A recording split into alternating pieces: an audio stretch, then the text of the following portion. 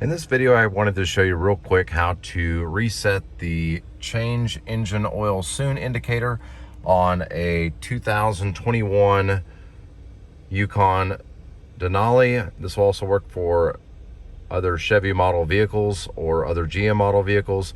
It's a pretty simple process. You're going to use the wheel right here on the steering wheel. To navigate through this, you're going to press down on this. That will clear that message. Then you're going to use that little scroll wheel to point left and right. You're going to make sure you're on the one that says that with a little I for information. And then you're going to scroll down until you get to oil life. To reset the oil life, you're going to press on this little button here, and then you'll press and hold it,